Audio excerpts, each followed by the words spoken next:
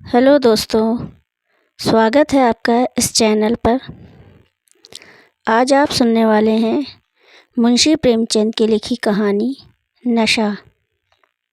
दोस्तों, कहानी में आगे बढ़ने से पहले आपसे निवेदन है कि कृपया इस चैनल को सब्सक्राइब कर लें। तो आइए सुनते हैं प्रेमचंद की लिखी कहानी नशा। ईश्वरी एक बड़े ज़मींदार का लड़का था और मैं एक गरीब क्लर्क का, जिसके पास मेहनत मजदूरी के सिवा और कोई जायदाद न थी। हम दोनों में परस्पर बहसें होती रहती थीं। मैं ज़मींदारी की बुराई करता, उन्हें हिंसक पशु और खून चूसने वाली जोंक और वृक्षों की चोटी पर फूलने वाला बंझा कहता। वो ज़मींदारों का पक्ष लेता, पर स्वभावतः उसका पहलू कुछ कमज़ोर होता था, क्योंकि उसके पास ज़मींदारों के अनुकूल कोई दलील न थी।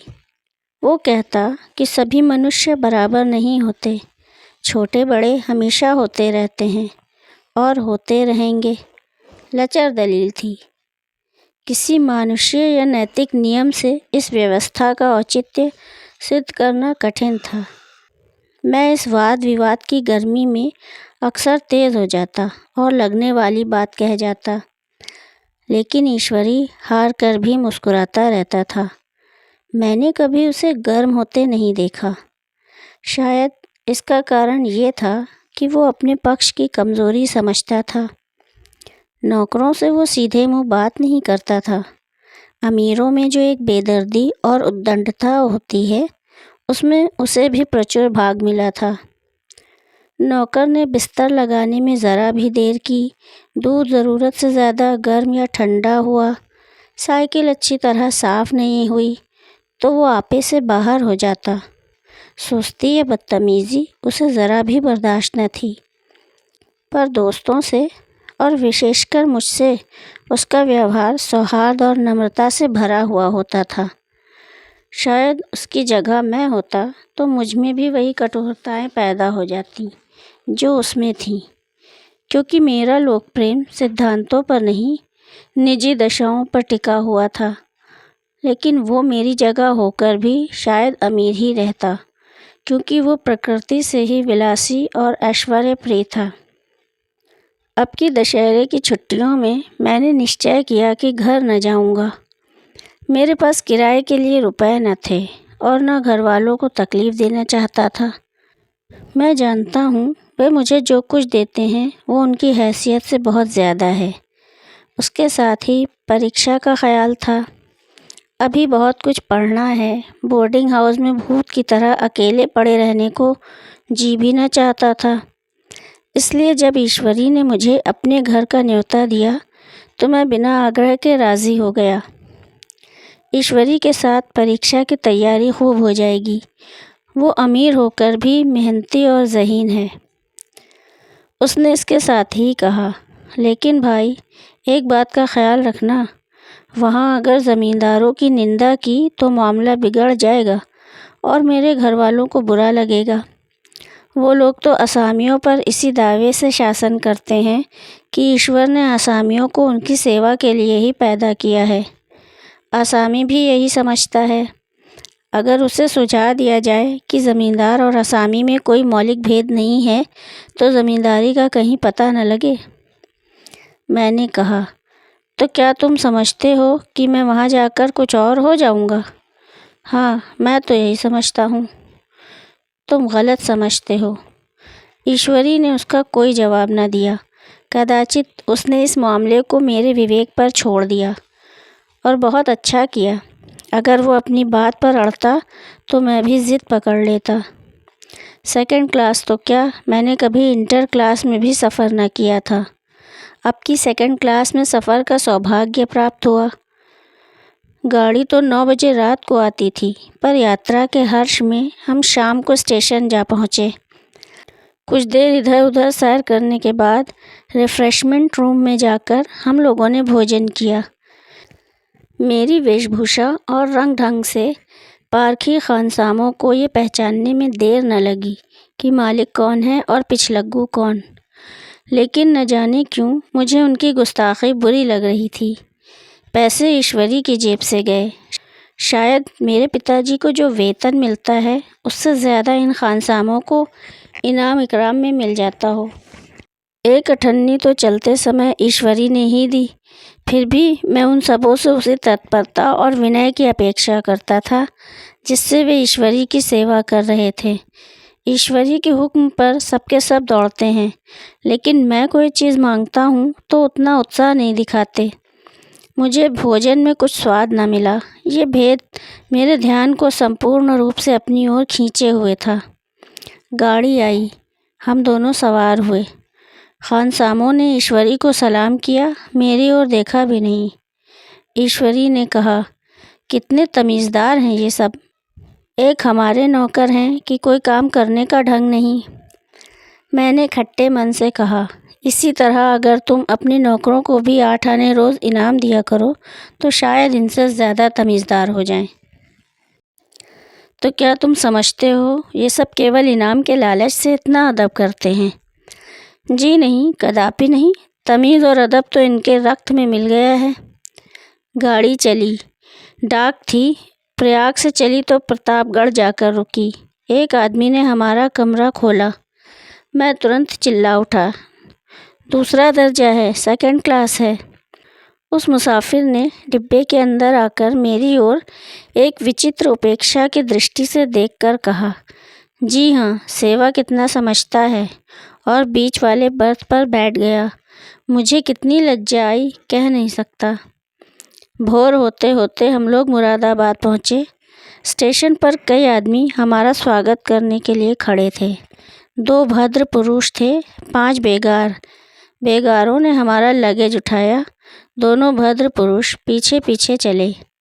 एक मुसलमान था, रियासत अली, दूसरा ब्राह्मण था, राम हरक। दोनों ने मेरी ओर अपरिचित नेत्रों से देखा, मानो कह रहे हैं, तुम कौवे होकर हंस के साथ कैसे? रियासत अली ने ईश्वरी से पूछा, ये बाबू साहब क्या आपके साथ पढ़ते हैं? ईश्वरी ने जवाब दिया, हाँ, साथ पढ़ते भी हैं और साथ रहते भी हैं।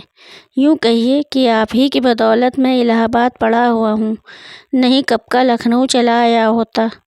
अब की मैं इन्हें घसीट लाया। इनके घर से कई तार आ चुके थे, मगर मैंने इनकारी जवाब दिलवा दिए। आखिरी तार तो अर्जेंट था, जिसकी फ़ीस 4 आने प्रति शब्द है, पर यहाँ से भी उसका जवाब इनकारी ही गया। दोनों सज्जनों ने मेरी ओर चकित नेत्रों से देखा, आतंकित हो जाने की चेष्टा करते जान पड़े। रियासत अली ने अर्धशंका के स्वर में कहा, लेकिन आप बड़े सादे लिबास में रहते हैं। ईश्वरी ने शंका निवारण की, महात्मा गांधी के भक्त हैं साहब, खद्दर के सिवा कुछ पहनते ही नहीं। पुराने सारे कपड़े जला डाले। यूँ कहो कि राजा हैं। 2.5 लाख सालाना की रियासत है, पर आपकी सूरत देखो तो मालूम होता है अभी अनाथालय से पकड़ कर लाए गए हैं। राम हरक बोले, अमीरों का ऐसा स्वभाव बहुत कम देखने में आता है, कोई भांप ही नहीं सकता। रियासत अली ने समर्थन किया, आपने महाराजा चांगली को देखा होता तो दांतों तले उंगली दबाते। एक गाढ़े की मिर्जई और चमरौधे जूते पहने बाज़ारों में घूमा करते थे। सुनते हैं एक बार बेगार में पकड़े गए थे और उन्होंने 10 लाख से कॉलेज खोल दिया। मैं मन में कटा जा रहा था, पर न जाने क्या बात थी कि ये सफ़ेद झूठ उस वक्त मुझे हास्यास्पद न जान पड़ा। उसके प्रत्येक वाक्य के साथ मानो मैं उस कल्पित वैभव के समीपतर आता जाता था। मैं शहसवार नहीं हूँ। हाँ, लड़कपन में कई बार लद्दू घोड़ों पर सवार हुआ हूँ। यहाँ देखा तो 2 कलाराज घोड़े हमारे लिए तैयार खड़े थे। मेरी तो जान ही निकल गई। सवार तो हुआ, पर बोटियाँ काँप रही थीं। मैंने चेहरे पर शिकन न पड़ने दिया।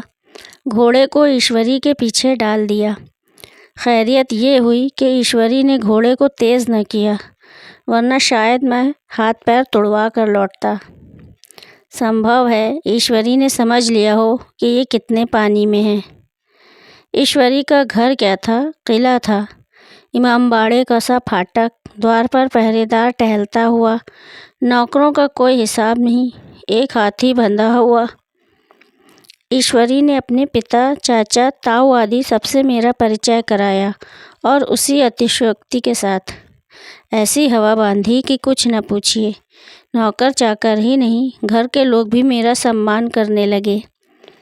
देहात के ज़मींदार, लाखों का मुनाफा मगर पुलिस कांस्टेबल को अफसर समझने वाले कई महाशय तो मुझे हुजूर हुजूर कहने लगे।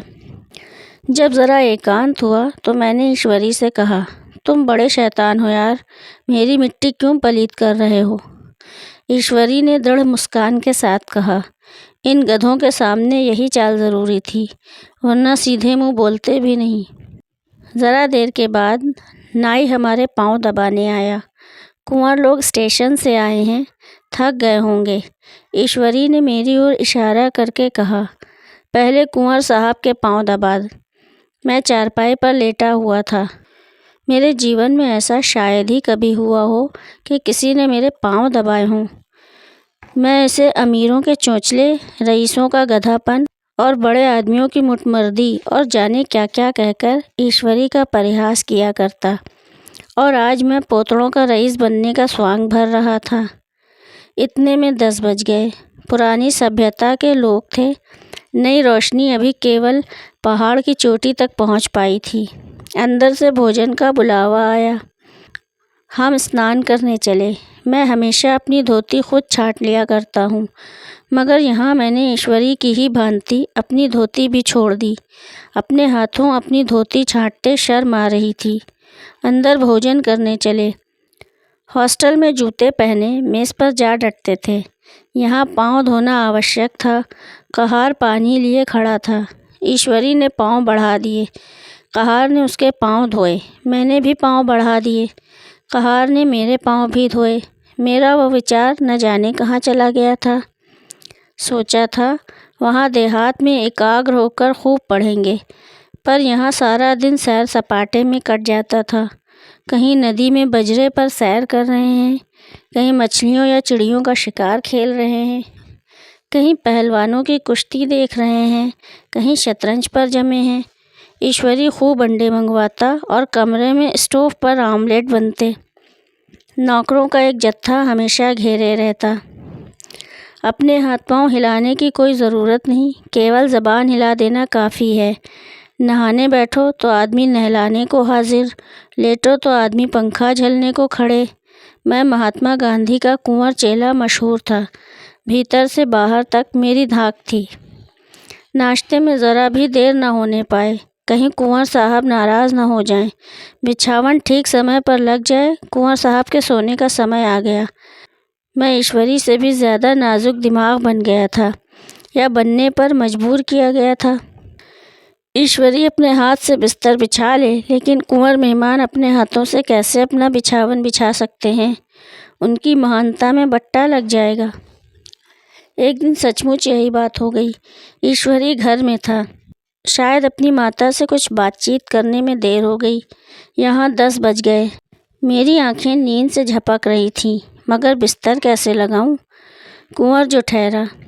कोई 11:30 बजे मेहरा आया। बड़ा मुँह लगा नौकर था। घर के धंधों में मेरा बिस्तर लगाने की उसे सुध ही न रही। अब जो याद आई तो भागा हुआ आया। मैंने ऐसी डांट लगाई कि उसने भी याद किया होगा। ईश्वरी मेरी डांट सुनकर बाहर निकल आया और बोला, तुमने बहुत अच्छा किया। ये सब हरामखोर इसी व्यवहार के योग्य हैं। इसी तरह ईश्वरी एक दिन एक जगह दावत में गया हुआ था। शाम हो गई, मगर लैंप मेज़ पर रखा हुआ था। दिया सलाई भी थी, लेकिन ईश्वरी कभी खुद लैंप नहीं जलाता था। फिर कुंवर साहब कैसे जलाएं? मैं झुंझला रहा था। समाचार पत्र आया रखा हुआ था। जी उधर लगा हुआ था, पर लैंप नदारद। दैवयोग से उसी वक्त मुंशी रियासत अली आ निकले। मैं उन्हीं पर उबल पड़ा। ऐसी फटकार बताई कि बेचारा उल्लू हो गया। तुम लोगों को इतनी फिक्र भी नहीं कि लैंप तो जलवा दो? मालूम नहीं ऐसे कामचोर आदमियों को यहाँ कैसे गुजर होता है। मेरे यहाँ घंटे भर निर्वाह न हो। रियासत अली ने कांपते हुए हाथों से लैंप जला दिया। वहाँ एक ठाकुर अक्सर आया करता था। कुछ मनचला आदमी था, महात्मा गांधी का परम भक्त। मुझे महात्मा जी का चेला समझकर मेरा बड़ा लिहाज करता था, पर मुझसे कुछ पूछते संकोच करता था।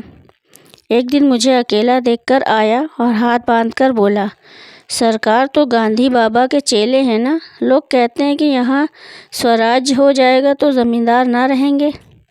मैंने शान जमाई, ज़मींदारों के रहने की ज़रूरत ही क्या है? ये लोग गरीबों का खून चूसने के सिवा और क्या करते हैं? ठाकुर ने फिर पूछा, तो क्यों सरकार, सब ज़मींदारों की ज़मीन छीन ली जाएगी? मैंने कहा, बहुत से लोग तो खुशी से दे देंगे, जो लोग खुशी से ना देंगे उनकी ज़मीन छीननी ही पड़ेगी। हम लोग तो तैयार बैठे हुए हैं, जो ही स्वराज हुआ अपने इलाके आसामियों के नाम हिबा कर देंगे। मैं कुर्सी पर पाँव लटकाए बैठा था। ठाकुर मेरे पाँव दबाने लगा, फिर बोला, आजकल ज़मींदार लोग बड़ा जुल्म करते हैं सरकार। हमें भी हुजूर अपने इलाके में थोड़ी सी ज़मीन दे दें तो चलकर वहीं आपकी सेवा में रहें।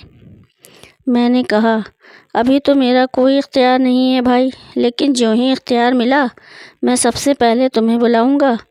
तुम्हें मोटर ड्राइवरी सिखाकर अपना ड्राइवर बना लूँगा। सुना उस दिन ठाकुर ने खूब भंग पी और अपनी स्त्री को खूब पीटा और गांव के महाजन से लड़ने पर तैयार हो गया। छुट्टी इस तरह तमाम हुई और हम फिर प्रयाग चले। गांव के बहुत से लोग हम लोगों को पहुंचाने आए। ठाकुर तो हमारे साथ स्टेशन तक आया। मैंने भी अपना पार्ट खूब सफाई से खेला और अपनी कुबेरोचित विनय और देवत्व की मोहर हर एक हृदय पर लगा दी। जी तो चाहता था हर एक नौकर को अच्छा इनाम दूं, लेकिन वो सामर्थ्य कहाँ थी। वापसी टिकट था ही, केवल गाड़ी में बैठना था।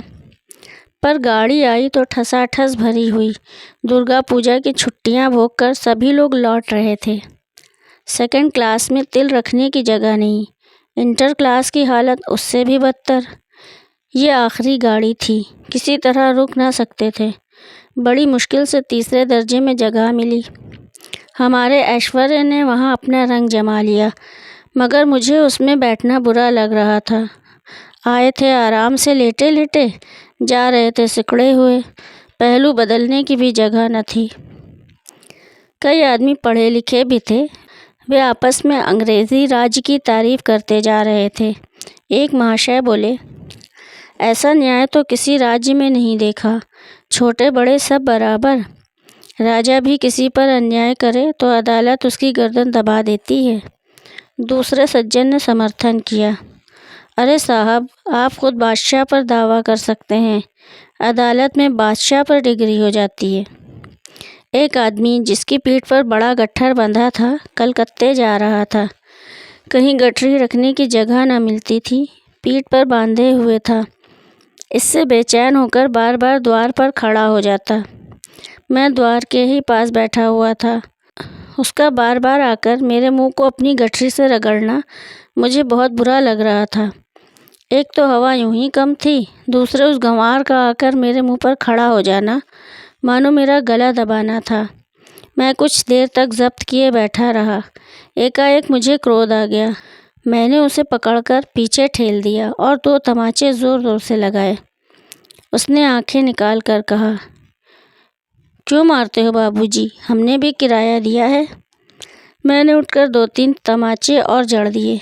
गाड़ी में तूफान आ गया। चारों ओर से मुझ पर बौछार पड़ने लगी। अगर इतने नाजुक मिजाज हो तो अव्वल दर्जे में क्यों नहीं बैठे? कोई बड़ा आदमी होगा तो अपने घर का होगा, मुझे इस तरह मारते तो दिखा देता। क्या कसूर किया था बेचारे ने? गाड़ी में सांस लेने की जगह नहीं, खिड़की पर ज़रा सांस लेने को खड़ा हो गया तो उस पर इतना क्रोध। अमीर होकर क्या आदमी अपनी इंसानियत बिल्कुल खो देता है? ये भी अंग्रेज़ी राज है जिसका आप बखान कर रहे थे। एक ग्रामीण बोला, दफ्तरन माँ घुसन तो पावत नहीं, उस पर इतना मिजाज। ईश्वरी ने अंग्रेज़ी में कहा, what an idiot you are Veer. Veer, तुम कितने मूर्ख हो। और मेरा नशा अब कुछ कुछ उतरता हुआ मालूम होता था। तो दोस्तों, ये कहानी आपको कैसी लगी? प्लीज़ कमेंट बॉक्स में अपनी राय ज़रूर लिखें। और हाँ, वीडियो को लाइक करना और चैनल को सब्सक्राइब करना बिल्कुल ना भूलें। शुक्रिया दोस्तों। फिर मिलेंगे एक नई कहानी के साथ।